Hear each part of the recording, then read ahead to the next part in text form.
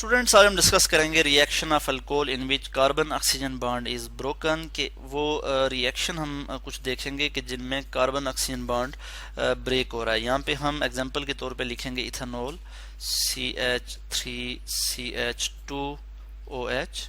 यह जी हमारे पास इथेनॉल, इसका हम रिएक्शन देखेंगे। यहाँ पे फर्ज किया मैं रिएक्शन इसका करवा लेता हूँ जी हाइड्रोजन आयोडाइड के साथ HI। हाइड्रोजन आयोडाइड के साथ अगर इसका मैं रिएक्शन करवाऊँ in the presence of zinc chloride ZnCl2 anhydrous zinc chloride की मौजूदगी में ये रिएक्शन होगा।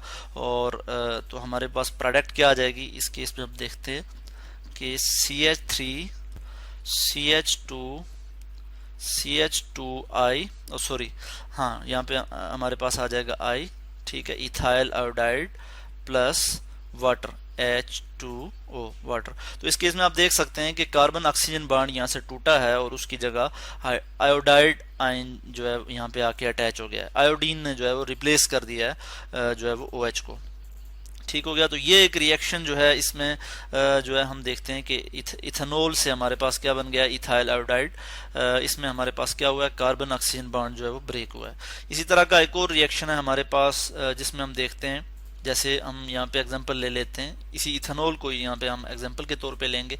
अगर हम इसको रिएक्ट करवाएं थायोनाइल क्लोराइड के साथ प्लस SOCl2, थायोनाइल क्लोराइड के साथ अगर हम इसको रिएक्ट करवाएं तो हमारे पास जो प्रोडक्ट आ जाएगी वो क्या आ जाएगी कि हमारे पास ये OH जो है वो रिप्लेस हो जाएगा और हम यहाँ लिखेंगे CH3CH2Cl plus SO2 plus HCl। ठीक है जी। तो ये हमारे पास प्रोडक्ट आ जाएगी इथाइल क्लोराइड, सल्फर डाइऑक्साइड और हाइड्रोजन क्लोराइड। तो इस केस में भी हम देख सकते हैं कि हमारे पास जो प्रोडक्ट आ रही है उसमें हम देख सकते हैं कि कार्बन ऑक्सीजन बॉन्ड टूटा है और क्लोरीन जो है वो इसके साथ आके अटैच हो गया इथाइल ग्रुप के साथ। ठीक हो गया। तो ये हमारे पास एक एग्जांपल आ गई। इसी तरह से और भी हमारे पास एग्जांपल हैं। अगर हम इथेनॉल को रिएक्ट करवाते हैं जी HCl के साथ इन the presence of zinc chloride, ठीक है, सेम रिएक्शन जिस तरह से ये रिएक्शन है इसी तरह का ये रिएक्शन भी है। और हम यहाँ पे देखते हैं HCl, तो बिल्कुल उसी तरह से हमारे पास प्रोडक्ट आ जाएगी कि मैं यहाँ पे प्रोडक्ट लिख लूँगा जिस तरह से हम पहले ये रिएक्शन जो है वो डिस्कस कर चुके हैं। जस्ट हम यहाँ पे आयोडाइड को रिमूव करके हम यहाँ पे Cl लगा देंगे, Cl और प्लस जो है हम यहाँ पे वाटर लिख लेंगे। तो ये हमारे पास एक प्रोडक्ट इस तरह से आ जाएगी कि जिसमें कार्बन ऑक्सीजन बॉन्ड यहाँ से टूटा है। और फिर एक और अगर हम रिएक्शन देखें कि अगर हम इथेनॉल को रिएक्ट करवाएं अमोनिया के साथ तो भी हमारे पास जो प्रोडक्ट आएगी उसमें क्या होगा जी, उसमें हमारे पास हम देखेंगे कि कार्बन ऑक्सीजन बॉन्ड टूटेगा, यानी यहाँ से बॉन्ड टूटेगा कार्बन ऑक्सीजन का और हमारे पास क्या प्रोडक्ट आ जाएगी जी C2H5। मैं इसको इस तरह से लिख लूँगा और यहाँ पे मैं लिख लूँगा NH2।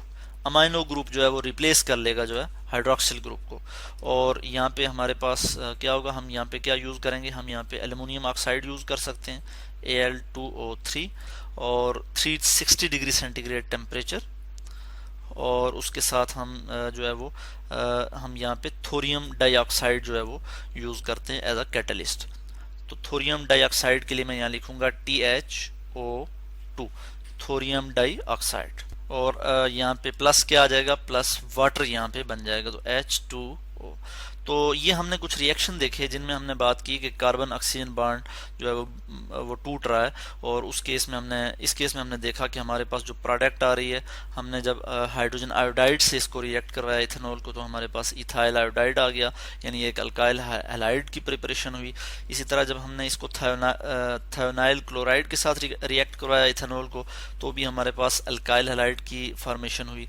और इसी तरह से जब हमने अमोनिया के साथ रिएक्ट करवाया, यहाँ पे मैं अमोनिया लिख लूँगा NH3, ठीक है, और इन द प्रेजेंस ऑफ कैटलिस्ट यानी एल्युमिनियम ऑक्साइड और थोरियम ऑक्साइड की मौजूदगी में हमने इसको जो है वो रिएक्ट करवाया एट 360 डिग्री सेंटीग्रेड। तो हमारे पास इथाइल अमीन की फॉर्मेशन हुई। यहाँ पे मैं लिखूँगा इथाइल अमीन और साथ ही जो है वो वाटर की फॉर्मेशन होगी। इस तरह से आज हमने डिस्कस किया reaction of alcohols in which carbon oxygen bond is broken.